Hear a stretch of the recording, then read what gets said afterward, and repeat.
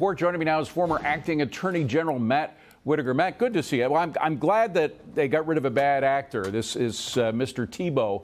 But Senator Grassley says, look, the culture's still there at the top. Again, these are not the field agents. These are the people at the top who are politically ensconced in what goes on inside the Beltway. They obviously didn't like Trump. They were going after him, even lying in order to go after him.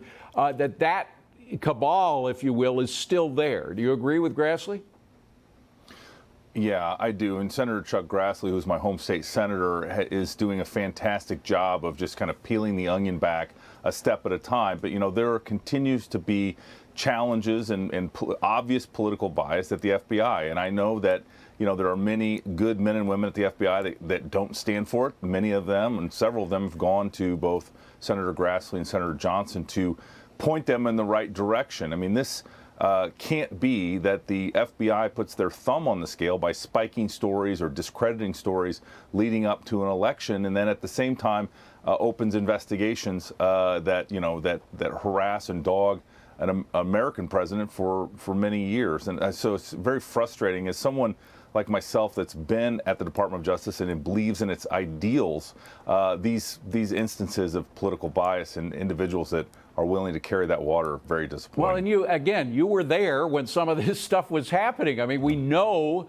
that Kevin Kleinsmith, for one, an FBI attorney, lied to a FISA court during the Crossfire Hurricane campaign, the Russian collusion hoax. And he was providing bad information, distorting the facts that he was giving to judges in order to get warrants. Now, there is a big question about whether the same operation was at foot before the Mar-a-Lago raid. What do you think? Well, I don't think there's any doubt there's been advantageous leaks helping the FBI and the Department of Justice's case as it relates to the execution of the search warrant at Mar-a-Lago. And I think these leakers need to be cracked down on. And, you know, this lays at the feet of the FBI director, Chris Wray, who for 5 years has really been charged with trying to reform the FBI and to prevent these leaks and leakers and political bias from happening. And he just can't seem to get on top of it. And, you know, I think a lot of this is still a derivative, to your earlier point, of the Jim Comey era, where they promoted people too fast, beyond their capacity. They didn't leave people in the field to do the important investigative work and learn all the lessons. And so you end up with people like Andy McCabe, for example, that transit through the Washington field office and then become deputy director. And so, you know, this is a real systemic problem at the FBI that dramatically needs attention. I'm glad that the senators are paying attention to it and demanding answers. Well, it sounds like you think that Chris Wray believes that it needs to be reformed, but that he doesn't have the backbone to do it. Is that what you're saying?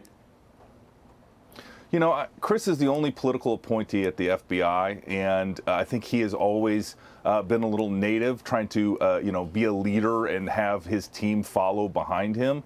But at the same time, until he gets rid of all of the folks that are politicizing the FBI, he's going to have this same problem everywhere he turns. And, you know, there are so many examples now of the FBI that has put their thumb on the scale in these politically charged investigations. And instead of doing the right thing and being deliberate, they have tried to take advantage of their position and, you know, play politics. And that can never be the case, David. I want to get into another subject, but one more on this. Do you think that what they were doing with this raid on Mar-a-Lago was just fishing, throwing out a big net, and we don't know the details of exactly they were fishing for because of the affidavit and all the redactions, but is that what you think they were up to with the Mar-a-Lago raid?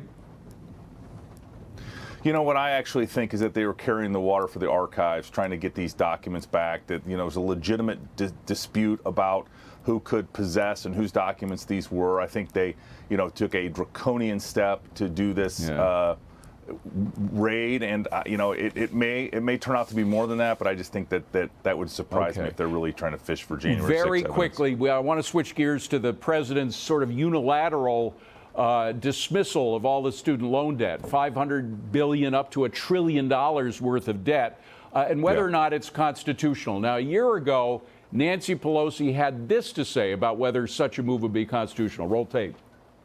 People think that the President of the United States has the power for debt forgiveness. He does not.